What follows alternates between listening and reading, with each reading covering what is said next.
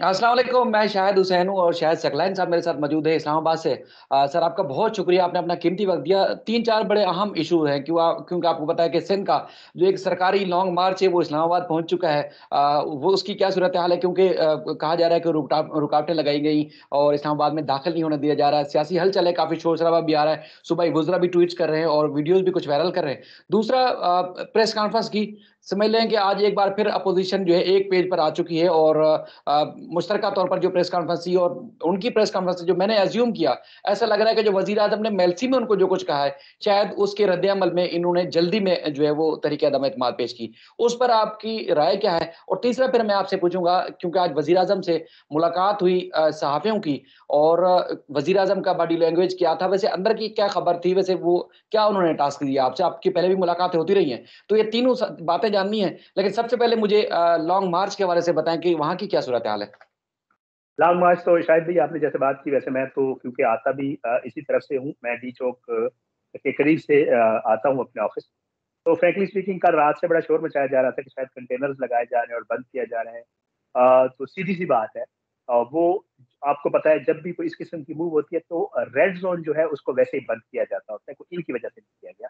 वो वैसे ही क्योंकि यहाँ पे ऑस्ट्रेलियन क्रिकेट टीम आई हुई है, तो जो सिरीना होटल वाला चौक है वो तकरीबन पिछले डेढ़ हफ्ते से बंद है, हफ्ते से जब से वो आए हुए हैं। मैं डेली वहाँ से आता हूँ। वो बंद है, उसका तो मैं आपको सीधी-सी बात है वो बंद है, ऑलरेडी बंद। उसके बाद दूसरी जगह होती है नादरा के ऑफिस के साथ। वहाँ जब भी इस किस्म की कोई मूवमेंट होती है, कुछ भी होता है, वो बंद करते होते हैं क्योंकि आपको पता है उसके साथ बिल्कुल डिप्लोमेटिक एन्क्लेव है। वहाँ पे सारी एम्बेसीज़ हैं और एक ऐसा एक वाकया हुआ था एक दफ़ा कि कुछ लोग अंदर चले गए थे डिप्लोमेटिक एन्क्लेव को, बड़ा मुश्किल हो जाती है, ज़ाहिर-सी बात है इंटरनेशनली आपको बड़ा अजीब सिचुएशन का सामना करना पड़ता है। तीसरी बात जो है वो डी चौक तो खुला है भई, डी चौक तो अभी अगर आप कहें तो आपने मुझे पहले नहीं बताया मैं डी चौक पे बैठ के वीडियो कर लेता उधर से। डी चौक खुला हुआ है। जिस जगह के ऊपर इमरान खान ने धरना दिया था, जिस जगह के ऊपर आकर जमात इस्लामी के धरने बैठते थे, जिस जगह पे ताहिरुल कादरी साहब बैठे थे, जिस जगह के ऊपर टीचर्स बैठते हैं, जिस जगह के ऊपर कोई एहतजाज करने आता है, वो जियो टीवी के बिल्कुल जो है पास एक इशारा है, वो जगह मुख्तस है। उस जगह के ऊपर जो भी आता है वहाँ बड़ी तकरीरें होती हैं, वो समझ लें कि वो एक वो तहरीर स्क्वायर या उस एहतजाज किस्म की जगह समझ लें। ठीक है, वहाँ एहतजाजी पे प्रदर्शन एहतजाज होता के लिए हाँ, वो जगह है, डी चौक उसी को कहते हैं। वो जगह खुली हुई है। पीपल्स पार्टी वाले दोस्त जो है मैं आज दोस्तों को भी बता रहा था, उमर इनाज साहब मेरे साथ तशरीफ रखते हैं, मैं इनको कह रहा था, मैंने कहा मैं तो खाना खाने गया, मैंने देखा आधे से ज़्यादा तो सिंधी आए हुए थे वहाँ पे। आप लोगों ने बड़े लोग भेज दिया कराची से। शायद इतने इस रास्ते से नहीं आए जितने सर वो वहाँ तो से आप लाए। सारे सरकारी मुलाज़िम है सर, सरकारी मशीनरी और सरकारी मुलाज़िम यहाँ दफ्तर खाली पड़े हुए हैं सरकारी, सारे वहाँ सारा पहुँचे हुए हैं। सारे वो मेलोडी में खाना खा रहे थे, मैं भी दोपहर को जब खाना खाने गया हूँ, तो दे आर एन्जॉयिंग बेहतरीन जगह पे। रवात के ऊपर इनका रात को क़याम था, रवात से ही आगे आए हैं। आज जो है इस्लामाबाद के रोड्स के ऊपर बहुत ज़्यादा रश है, लोगों को बहुत ज़्यादा मुश्किलात का सामना है। मुझे भी आपके साथ हुए काफ़ी टाइम लगा और मेरे साथ जो दोस्त होते हैं वो बता रहे थे वो क्योंकि रावलपिंडी से आते हैं, तो उनको तो बहुत ही ज़्यादा देर लगी, कोई डेढ़ 2 घंटे वो सफ़र करके आए। तो भाई जो आपका मार्च आ रहा है, वो तो आ रहा है और वो पहुँच भी गया है और अभी से थोड़ी देर पहले मैं शायद कोई खबर देख रहा था, मे बी इन्होंने कोई शायद फैज़ाबाद में कहीं बैठने का कोई बनाया भी है प्लान, वो अभी कन्फर्म नहीं है तो मैं बता नहीं सकता। वो चल रहा है, वो कोई इश्यू नहीं। कोई बंद नहीं है, सीधी-सी बात है, हम यहाँ इस्लामाबाद में मौजूद हैं। आपको खबरें पहुँच रही होंगी। अगर मैं तो इसलिए कह रहा था, मुझे पहले पता होता तो मैं डी चौक से वीडियो कर लेता था कि आपके व्यूअर्स को लग जाता कि डी चौक खुला हुआ है। तो एक तो ये सिचुएशन है। अब दूसरा जो आपका सवाल था, दूसरा सवाल सॉरी आपका था सर ये अपोज़िशन ये की प्रेस कॉन्फ्रेंस। हाँ, एक पेज पर आ चुकी है उसमें मतलब मुझे ये लग रहा है कि जैसे उनको अपनी गालियों या वज़ीर-ए-आज़म की तकरीर से ज़्यादा जो यूरोपीय यूनियन से मुताल्लिक वज़ीर-ए-आज़म ने मेल्की में खिताब किया है, सबसे ज़्यादा फ़ोकस मुझे वो लगा कि अपोज़िशन की तीनों जमातों को इस बात का गुस्सा था कि जैसे एक तो शहबाज़ शरीफ़ ने कहा कि उन अपोज़िशन को चुन लिया गया दीवार के अंदर, यानी कि दीवार से जैसे एमक्यूएम कहती थी कि लगा दिया गया और दूसरा उनको यूरोपीय यूनियन से बिज़नेस से मुताल्लिक फज़लुर रहमान साहब ने भी बात की और शहबाज़ शरीफ़ साहब ने भी बात की। तो उनको अपना कम यूरोपीय यूनियन से जो पंगा लेने वाला जो बयान था, उस पे ज़्यादा गुस्सा है। अरे उन पे गुस्सा तो होगा, ज़ाहिर-सी बात है। जब मेरे असासे सारे कराची में होंगे और कराची में कोई मसला होगा तो मुझे तो गुस्सा होगा ना, ज़ाहिर-सी बात है। अगर आप कराची को बंद कर देंगे और मेरा कारोबार वहाँ है, मेरा बिज़नेस वहाँ है, मेरा सब कुछ वहाँ है, मैंने बच्चों के अपार्टमेंट्स वहाँ लिए हुए हैं, मैंने अपनी मिलें वहाँ लगाई हुई हैं, तो मुझे ये होगा कि यार खुदा न खास्ता कल कराची को कुछ हो गया तो मैं किधर जाऊँगा? मतलब मेरे पास तो कोई जगह ही नहीं होगी रहने के लिए। तो इमरान खान ने जो यूरोपीय यूनियन को उसने कोई आज भी जब हमारी मुलाकात हुई इमरान खान साहब से, हमने उनसे पूछा कि जी आपने यूरोप उसने कहा जी मैंने यूरोपीय यूनियन के हवाले से बात नहीं की। मैंने ये कहा कि यार यूरोपीय यूनियन के सफीरों का क्या बनता है, ये तो सफारती अदाब के खिलाफ है कि वो किसी एक खुद मुख्तार मुल्क को कह रहे हैं कि जी आप रशिया के हवाले से हमारा साथ दें यूएन में। ये कैसे हो सकता है? वो कहता है ये तो दुनिया की तारीख में पहली मिसाल है कि पाकिस्तान को कोई ये कह रहा है कि जी आप हमारा साथ दें। उसने कहा ये तो सफारती अदाब के खिलाफ वर्जी है। ठीक है, उसने कहा मैंने ये कहा। दूसरा, आपने जो प्रेस कॉन्फ्रेंस की बात की सर, सबसे थोड़ी देर पहले ये हमारे बिल्कुल पड़ोस में मार्कला होटल है, वहां पे प्रेस कॉन्फ्रेंस थी। तीनों आपने देख लिया होगा, शहबाज शरीफ साहब एक साइड पे थे, जरदारी साहब बीच में बैठे हुए थे और फजल रहमान साहब दूसरी साइड पे थे। आज हैरान कुन तौर पे आपके लिए, आपके व्यूअर्स के लिए और हमारे लिए बड़ी हैरान कुन बात थी कि वो पीपल्स पार्टी जो पीडीएम का हिस्सा भी नहीं है, ड्राइविंग सीट पे पीपल्स पार्टी आ गई। आपको भी मुबारक हो और सिंध वालों को बहुत ज्यादा मुबारक। ठीक है, तो वो जो है आज ड्राइविंग सीट पे जरदारी साहब बैठे हुए थे। आल दो बिलावल भुट्टो जरदारी अभी भी रास्ते में भी कहते आ रहे हैं कि हम पीडीएम का हिस्सा नहीं है, सिर्फ इमरान खान को हटाने के लिए हम साथ हैं। पीडीएम का वो हिस्सा अब भी नहीं है, लेकिन जरदारी साहब ने बहरहाल प्रेस कॉन्फ्रेंस लीड की। वो माशाल्लाह इन मामलात में बहुत आगे हैं, आपको पता है, और जोड़ तोड़ उनसे ज्यादा जो है वो कम ही लोग जानते हैं। और इमरान खान साहब ने तो आज मुलाकात में हमें ये भी बताया कि जो पैसे कैसे भी दिए जा रहे हैं, मेरे ख्याल से वो भी ज्यादातर जो है वो इधर उधर से इकट्ठे किए जा रहे हैं और लोगों को पैसे दिए जा रहे हैं। वो तो 15-15, 20-20 करोड़ का फिगर बता रहे थे एक एक बंदे को इन्होंने ऑफर करवाए। आज प्रेस कॉन्फ्रेंस हुई है सर, प्रेस कॉन्फ्रेंस के हवाले से आपको बता दूं, तहरीक अदम एतमाद लाना इनकी मजबूरी बन गया था, क्योंकि सीधी सी बात है वो बार बार वज़ाइर को शर्म दिला रहे थे, या इमरान चिढ़ा खान ने भी अपने मतलब चिढ़ा रहे थे, और उन्हें चिढ़ा रहे थे वो हाँ जरा। चिढ़ा रहे थे, ले आओ भाई ले आओ, क्यों नहीं ले आते हो? मतलब आप देखे, बात भी यही है ना शायद भाई, अगर इमरान खान को हटाना है तो कल क्यों, आज क्यों नहीं? मतलब अब अगर ये करना भी है तो जल्दी करें भाई, मतलब कल वो घर चला जाएगा। और फिर मजे की बात ये है, एक और चीज आपको बता दूं, हम तो अक्सर इनसे बात करते रहते हैं, आगे का लाएमल किसी के पास नहीं। आज जो उनसे सवाल हुआ प्रेस कॉन्फ्रेंस में, कहा देखेंगे, और इनको पता भी नहीं आगे क्या होना है। क्यों? वजह क्या है? ये सिर्फ इमरान खान को हटाने तक इकट्ठे हैं, उसके बाद ये इकट्ठे नहीं है। वो नवाज शरीफ कह चुका है कि जी किसी सूरत भी, ये जो इनका परवेज इलाही के साथ जो इनका मसला खराब हुआ है, उन्होंने कहा जी किसी सूरत भी परवेज इलाही को हम नहीं बनने देंगे वज़ीर आला पंजाब। ठीक है, उसने कहा फिर अदम एतमाद बेशक ना लाए अगर परवेज इलाही को बनाना पड़ रहा है। ठीक है, उसके अलावा इनके अब दो पॉइंट ऑफ व्यू है। पीपल्स पार्टी कहती है फॉरन इलेक्शन नहीं, क्यों कि सिंध में हुकूमत है ना, फिर वो चली गई तो पता नहीं फिर मिला ना मिला। ठीक है, दूसरी बात, मुस्लिम लीग नून कहती है आज कल के नहीं, आज इंतखाबात होता कि हमारी बारी है। फजल रहमान साहब, जब से मैं पैदा हुआ हूँ, मैं खुद केपी का हूँ, आपको पता है, उसके हल्के का हूँ अनफॉर्चुनेटली। मैं जब से पैदा हुआ हूँ, फजल रहमान हमेशा जो है ना हुकूमत में रहा है। जब से पैदा हुआ हूँ, मेरी कोई 40 साल उम्र हो गई है तकरीबन, आज बता देता हूँ। लेकिन जो है ना ये फजल ये भी रहमान 40 हमेशा, साल ही है। ठीक है, हमेशा हुकूमत में रहा है। पहली दफा ये हुआ कि 3 साल वो बाहर है और सरकारी गाड़ी यूज नहीं कर रहा, या सरकारी पेट्रोल नहीं यूज कर रहा, या सरकारी घर में नहीं रह रहा, या मतलब कोई खाता नहीं चल रहा। ठीक है, ये 3 साल, तो तकलीफ तो होगी, मसला तो होगा, सर जाहिर है। यही चाह रहे हैं कि यार ये इमरान खान जाए ताकि कोई मसला सॉर्ट आउट हो हमारा। शाह साहब, मौलाना साहब कह रहे हैं कि मकबूल नारों का सहारा ले रहे हैं वज़ीर आज़म इमरान खान साहब। जैसे वज़ीर आज़म ने कहा कि इनके पीछे बैरूनी एजेंडा है इन जमातों के, जो कि तहरीक अदम एतमाद की बात कर रहे हैं। क्या ऐसा वाक़ई है कि मकबूल वो जो नारा है, जो अक्सर जमातें लगाती हैं कि अमेरिका के इसके पीछे है, इसराइल इसके पीछे है, फलाँ, तो क्या ऐसा ही है कि मकबूल नारा लगा रहे हैं वज़ीर आज़म, या हकीकत भी है ऐसी कोई? मैं आपको बताता हूँ, आज बड़ा स्पेसिफिक सवाल किया हम लोगों ने। हमने पूछा वज़ीर आज़म से कि आपने ये क्यों कहा है? उसने कहा यार आपको, आप ये बताओ कि मैं कौन हूँ? मैं वज़ीर आज़म हूँ ना मुल्क का, मुझे कुछ चीज़ें इन्फॉर्मेशन मिलती होंगी, मैं ऐसे तो बात नहीं कर रहा हूँ। हैरान कुन तौर पे, शायद भाई आप भी हैरान होंगे, वज़ीर आज़म ने आज हमें कहा है कि इनके पीछे एक हाथ नहीं बहुत से हाथ हैं, hands. He said not only single hand, many hands from, मतलब फॉरेन कंट्रीज ना। तो भाई वो वज़ीर आज़म कह रहा है कि इनके पीछे बहुत सारी ताकतें हैं, ताकत नहीं है कोई एक। ठीक है, और वो इस चीज पे श्योर है। वो कहते हैं कि जी मेरे पास इंफॉर्मेशन है, ये नहीं मैं ऐसे बात नहीं कर रहा हूँ कि मैं ही कह दूं कि जी इनके पीछे। वो कहता है जी बिल्कुल पैसे भी है, सब मामला इनके हो रहे हैं, इनको लगाया गया है कि इमरान खान को हटा दें।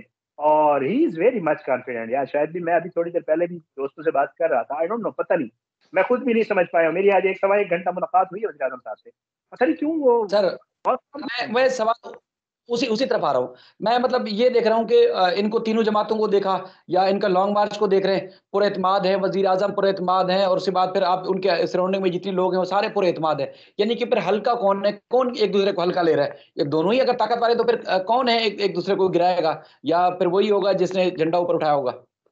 नहीं, बिल्कुल भी नहीं। मैं आपको एक बात बता दूं, देखें 3 हफ्ते का मामला है ना। इन्होंने आज रिक्वेजिशन जमा करवा दी है, 2 हफ्ते ये लगेंगे और 1 हफ्ता शायद मूवमेंट के लिए लग जाए। 3 हफ्ते का मामला, और वज़ीर आज़म पाकिस्तान ने भी यही बात आज की है बाकायदा उस मुलाकात में। देखिए वज़ीर आज़म कॉन्फिडेंट क्यों है, ये अल्लाह बेहतर जानता है। सीधी सी बात है, जब 2 लोग लड़ रहे होते हैं तो दोनों कह रहे होते हैं हम जीत रहे हैं, इसमें कोई शक नहीं है। ये तो मतलब एक लॉजिकल सी बात है। वज़ीर आज़म ये नहीं कह सकते थे हमें कि यार मेरी तो हुकूमत जा रही है, या ये नहीं कह सकते कि यार हम तो अदम एतमाद हमारी नाकाम हो जाएगी। ठीक है, ये नहीं कह सकते। आल दो फजलुर रहमान कल की प्रेस कॉन्फ्रेंस में और बिलावल भुट्टो जरदारी कल के जलसे में कह चुके हैं कि पास अदम एतमाद पास होना या ना पास होना ये एक पॉलिटिकल प्रोसेस है, हो सकता है हमारी अदम एतमाद नाकाम भी हो जाए। वज़ीर आज़म ने अभी तक ये नहीं कहा कि हो सकता है मुझे हटा दिया जाए। उसने आज भी 1.5 घंटे की जो हमारी 1.25 घंटे की मुलाकात हुई है, वाज़ेह तौर पे उसने कहा है कि यार मैं आप लोगों को ये बता रहा हूँ कि ये तहरीक अदम एतमाद नाकाम होगी, और उसने कहा है कि आप देखना जब ये नाकाम हुई उसके बाद क्या होता है इनके साथ, वो फिर आप लोग देख लेंगे। ही वाज़ वेरी मच कॉन्फिडेंट। तो हम लोगों ने कहा जी आप किस चीज़ पे इतने कॉन्फिडेंट हैं? उधर पंजाब में आपकी हुकूमत हिला रहे हैं अगले जहांगीर तरीन और अलीम खान आपस में इकट्ठे हुए हैं। इधर जो है आपके पीछे जो है ये सारे तीनों इकट्ठे हुए हैं। तो आप इतने कॉन्फिडेंट क्यों हैं? आपके अपने लोग भी तो इसमें से जा सकते हैं और उनके साथ। तो इस शायद कहती नहीं ऐसी कोई बात नहीं है, मेरे पास नंबर्स हैं फिंगर्स पे कि क्या हो रहा है। उसने कहा है कि जी कोई इतना बेवकूफ़ नहीं है कि फ्लोर क्रॉसिंग करे मेरी पार्टी में से। फिर उन्होंने कहा कि जी मैं हैरान हूँ, लोग कैसे कहते हैं, वो कहते हैं ये तीनों इकट्ठे हैं मुझे पता है, और क्यों इकट्ठे हैं ये सबको पता है। ये अपना आप बचाने के लिए वो सारा कुछ, या दोबारा इक़्तिदार, हिर्स से इक़्तिदार या हवस से इक़्तिदार जो है, उसके लिए उन्होंने कहा कि जी इनके पास कौन जाएगा? इत्तेहादी वो कहते हैं बिल्कुल भी नहीं जाएँगे। मेरी पार्टी के लोगों ने कहा कैसे ही किसी की ज़रूरत होगी फ्लोर क्रॉसिंग करे, फ्लोर क्रॉसिंग करेगा तो नाअहल हो जाएगा। ज़ाहिर-सी बात है उसको क्या फ़ायदा होगा फ्लोर क्रॉसिंग का? ठीक है, हाँ, एक फ़ायदा ये हो सकता है कि उन्होंने पैसे भी दिए हुए हैं, फिर वो टिकट की भी ऑफ़र करवा रहे हैं कि जी अगला इलेक्शन आप हमारी टिकट पे लड़ लीजिएगा। डिपेंड करता है, जो जाएगा वो ज़हन से सोचेगा ना कि मैं अगर नून लीग की या पीपल्स पार्टी की सीट पे इलेक्शन अगले उसमें लड़ूंगा इलेक्शन में, तो मैं क्या बताऊंगा? वही बंदा जो तहरीक इंसाफ में रह चुका है, वो नून लीग और पीपल्स पार्टी को बारहा खराब, करप्ट, गंदा सब कुछ कह चुका है। आल्दो क्योंकि आपको पता है पॉलिटिशियंस एक दूसरे की पार्टियों में जाते रहते हैं, बट वो किस तरह जाके कैंपेन करेगा? He was very much confident जी। उसने कहा जी इमरान खान साहब कह रहे थे कि जी पॉसिबल ही नहीं है कि जी तहरीक इंसाफ कामयाब हो जाए। उन्होंने कहा 3 हफ्ते का मामला है। उन्होंने हमें भी ये कहा। मैंने कहा 3 हफ्ते का मामला है मुझे पता है, कि 3 हफ्ते बाद आप देख लेंगे क्या होता है। उन्होंने कहा है कि जी आप शाह फ़िक्र ही साहब ना करें। शाह साहब, वज़ीर-ए-आज़म पाकिस्तान को आखिरकार यूट्यूबर को बुलाने की क्या ज़रूरत पेश आई? यानी कि बहुत सारे लोग तो चीख रहे थे, मतलब मैं वैसे बोलता नहीं हूँ, लेकिन बहुत ज़्यादा दोस्त जो है चीख रहे थे कि यूट्यूबर, वो यूट्यूबर जो उनके हामी हैं, मुसलसल उनकी हिमायत करते रहे, उनको क्यों बुलाया? तो ये क्या वजह थी और क्या टास्क दिया है आपको और दीगर जो दोस्त वहाँ गए थे, उनको क्या टास्क मिला है? अंदर की क्या बात है? शायद मैं ने अपने ट्विटर पे भी ये बात की है, तस्वीरें डाली हैं सबूत के तौर पे रिपोर्टर्स के साथ मिला के। एक तो ये बात बड़ी वाज़ेह तौर पे आपको बता दूँ कि हम सिर्फ यूट्यूबर वहाँ पे नहीं थे, रिपोर्टर्स भी मौजूद, ठीक है? और रिपोर्टर्स वो सहाफ़ी मौजूद थे, ज़ाहिर-सी बात है जो प्राइम मिनिस्टर की बीट करते हैं। जो प्राइम मिनिस्टर की बीट कवर करते हैं, अब वो उसमें मुख्तलिफ पार्टियों के लोग हैं। ज़रूरी नहीं है कि जो तहरीक इंसाफ का बिल्कुल बंदा सही। होता है आपको पता है हमारे मीडिया में ये होता है, मेरी एफ़िलिएशन किसी पार्टी के साथ हो सकता है मुझे एमक्यूएम की बीट दी जाए, हो सकता है मुझे पीपल्स पार्टी की बीट दे दी जाए, डिपेंड्स। ये तो मेरे इदारे की मर्ज़ी होती है। उसमें सारे उनके बीट रिपोर्टर्स भी मौजूद थे, उसमें कंटेंट क्रिएटर्स मौजूद थे, उसमें सोशल मीडिया के कुछ लोग मौजूद थे, उसमें हम भी मौजूद थे, ठीक है? अब मैं यूट्यूबर हूँ तो उसके साथ-साथ मैं यहाँ पे आपको पता है पूरा एक करंट अफेयर्स का डिपार्टमेंट भी है। ठीक है, तो ये सारी चीज़ें थी। अब उसमें उनके बुलाने का मकसद, अब किसी को अगर तकलीफ़ हुई है, आई डोंट नो क्यों तकलीफ़ होती है यार, 600 दफ़ा तो ये एंकर्स और ये रिपोर्टर्स और ये मिल के आ जाते हैं। हमने तो कभी नहीं कहा यार कि यार इमरान खान हमें नहीं बुलाता, इनको क्यों बुला लिया? ये भी तो जाके मिल आते हैं, चाय भी पी आते हैं, और इधर बाहर गालियाँ दे रहे होते हैं, उधर जाके जब मिलते हैं तो नीचे होकर भी मिलते हैं और प्यार-मोहब्बत से हाथों को भी चूमते हैं, सारा कुछ करते हैं, आपको भी पता है, ठीक है? तो हमने तो कभी नहीं कहा यार क्यों, मतलब तकलीफ़ क्या है? व्हाट? मैंने तो आज वो 1-2 एंकर्स हैं उनको टैग करके कहा, मैंने कहा खुदारा मैं मौजूद था, मैंने उनके साथ काम किया हुआ है, मैं उनको जानता हूँ बड़ी अच्छी तरह। एक तो खातून है, दूसरे और तो खातून बड़ी मशहूर है। तो मैंने उन्हें यही कहा टैग करके, मैंने कहा यार मैं मौजूद था, रिपोर्टर्स थे वहाँ पे, कोई ऐसा मसला नहीं है। या प्राइम मिनिस्टर बुला सकता है, हमें तो इसने इधर बुला लिया, पता नहीं ये इमरान खान हमें लेके क्यों नहीं जाता? यूएनजीए की मैं तस्वीरें लगाता पिछले साल की, उससे पिछले साल रशिया की लगाता, कुछ तुम दुनिया में मौजूद हूँ वज़ीर-ए-आज़म के साथ जो पुराने लोग लगाते हैं, नवाज़ शरीफ और उनके साथ वाले पीपल्स पार्टी वाले। इमरान खान ने ये ज़्यादती की है, खैर मैं ये समझता हूँ कि जो उनके दोस्त हैं या उनको जो चाहने वाले हैं, उनको जहाज़ों पे ले जाते, वहाँ 7-7 तो दिन टास्क रखते। क्या दिया सर? उन्होंने टास्क क्या दिया? आखिर क्या करें आप? कोई किस टास्क नहीं तरह दिया, आप लिटरली लिटरली कोई टास्क नहीं दिया। टास्क दिया तो मैं भी वीडियो करता, मैंने वीडियो ही नहीं किया अपने यूट्यूब पे यार आज की मुलाकात की, आप खुद सोचें, ठीक है? मैंने मैं आपको ये बता रहा हूँ। उन्होंने कोई टास्क नहीं दिया, उन्होंने सिर्फ कुछ चीजें एक्सप्लेन की हैं। मैं आपको अगर कहता हूँ तो मेरे पास पॉइंट्स पड़े हुए, मैं आपको ये मेरे पास लिखे हुए हैं, ये देखें, मैं आपको दिखा देता हूँ, ठीक है। सबसे पहले जी उन्होंने जी बात की जी कि 35 साल, ठीक है, उन्होंने कहा है कि जी ये सब इकट्ठे हो गए। उसके बाद उन्होंने कहा इनके ऊपर केसेस हैं, इनके केसेस मैच्योर होने वाले हैं, इस वजह से ये लोग इकट्ठे हुए हैं, इनको पता है कि इनको सजाएं होने वाली हैं। फिर उन्होंने कहा कि जी इनके पास मुख्तलिफ ममालिक की, उन्होंने मुख्तलिफ कंट्रीज की बात की, मुख्तलिफ ममालिक में ऐसा नहीं होता। सेनेट इलेक्शन की उन्होंने बात की कि जी इस तरह जो है आपने देखा कि यूसुफ रजा गिलानी का बेटा पैसे दे रहा था, ये अब भी पैसे चला रहे हैं। फिर उन्होंने कहा कि जी बुराई को बुराई अगर मैं ना कहूँ तो क्या कहूँ। फिर उसने कहा कि किसी मुल्क की हालत उतने तक नहीं सुधरती जब उसकी वैल्यूज ना हो, जब लोग वहाँ पे खुद मुख्तार या वो ना हो जिनके अंदर कोई ईमान का जज्बा हो। आपको पता है वो हमेशा ईमान के और इस्लाम की और इनकी बातें करते हैं। हजूर सल्लल्लाहु अलैहि वसल्लम की उन्होंने मिसाल दी, फिर उन्होंने उस मुआशरे की मिसाल दी जो हजूर सल्लल्लाहु अलैहि वसल्लम के टाइम बना था, उसकी मिसाल दी। ये पूरा मैं आपको पूरा बता रहा हूँ ब्रीफ, ठीक है। फिर उसके बाद उन्होंने कहा कि जी ये लोग, इन्होंने डॉलर्स मुंतकिल किए, बहुत सारे गरीब ममालिक से डॉलर्स बाहर चले जाते हैं, रिपोर्ट्स आई हुई हैं। तो ये वो लोग हैं जिनके डॉलर्स बाहर चले गए थे। फिर उन्होंने कहा कि जी मीडिया का किरदार वॉच डॉग का होता है, मीडिया जो है वो अपना ठीक किरदार अदा नहीं कर पा रहा, इस अखबार के हवाले से उन्होंने जिक्र किया। फिर उसके बाद वो कहते हैं कि ड्रोन हमले होते रहे, 10 साल ये लोग खामोश रहे, मैंने ड्रोन हमलों पे बात की। यूरोपीय यूनियन की उन्होंने बात की, बेनजीर भुट्टो और बिलावल की एक कॉल की बात की, उन्होंने जिक्र किया। अच्छा, सर। इंडिपेंडेंट फॉरेन पॉलिसी के हवाले से बात की। अ, शाह साहब, ये सारी शाह साहब, उन्होंने मुझे ये बताया ये कि ये मैं बातें अगर जबरदस्त है। अच्छा, चूंकि आप इस्लामाबाद में हैं और आपको पता है कि वजीर आजम यानी कि पाकिस्तान के तहरीक इंसाफ की हुकूमत को पसंद करने वाले या उनके मुखालिफिन, उनके सबका जो टेम्परेचर काफी हाई चल रहा है, दिल की धड़कन भी आपको पता है बड़ी तेज है। तो अंदर की खबर क्या है, यानी कि हवा का रुख किस तरफ जा रहा है, ये मेरा आखिरी सवाल है। क्योंकि मैं समझता हूं कि आप जो भी तजिया करेंगे सारे हालात को देख के वो बिल्कुल जेन्युइन होगा। तो हवा का रुख किस तरफ जा रहा है, यानी कि धड़कन तेज रखें या थोड़ा सा हुक्का शुक्का पिए, पानी मैं जानी पिए, आपको लस्सी वस्सी पी के सो जाए? ठीक है, मेरा ना, मेरा अपना भी फ्रैंकली स्पीकिंग आज मुलाकात से पहले ना हम लोग ये समझ रहे थे कि यार हालात ठीक नहीं। फ्रैंकली स्पीकिंग मतलब एक हमारा होता है ना चीजों, हम तो देखें खबर देखते हैं, खबर के ऊपर हम तज्जिया कर रहे होते हैं, अपना एनालिसिस कर रहे होते हैं कि यार अलीम खान उधर चला गया, जंगीर तरीन उधर चला गया, इतने बंदे इनके उधर चले गए हैं, फलां बंदा इनसे नाराज हो गया, इत्तेहादी नाराज है, ये नाराज है, वो नाराज है। मतलब हमारा भी यही था कि यार देयर इज समथिंग रॉन्ग, कुछ हो रहा है। बट पता नहीं आज की मुलाकात के बाद मैं तो बल्कि अभी इधर भी बैठ के ये बात कर रहा था, मैंने कहा यार वो तो ऐसे, वो उन्होंने यूं हाथ करके नीचे ऐसे बैठे हुए थे वज़ीर आज़म साहब कुर्सी के ऊपर, लिटरली ऐसे ही बैठे हुए थे वो।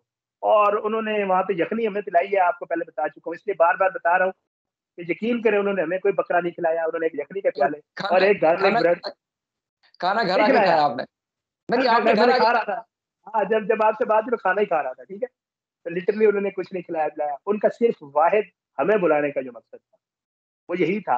उन्होंने कहा जी देखें क्रिटिकल टाइम है, बहुत सारे रिपोर्टर से मैं मिला हूँ, एंकर से मिला हूँ, क्योंकि आप लोग भी जो है वो सोशल मीडिया जो है वो भी एक हिस्सा है पूरे उसका। तो मैंने कहता है मैं अपने सोशल मीडिया विंग को कहा कि यार इन लोगों को भी बुलाएं, इनके साथ भी बातचीत कर लेते हैं। फिर बातचीत की है, कुछ इश्यूज के ऊपर हमने क्वेश्चंस किए हैं, रिपोर्टर ने क्वेश्चंस किए, उन्होंने जवाब दिए।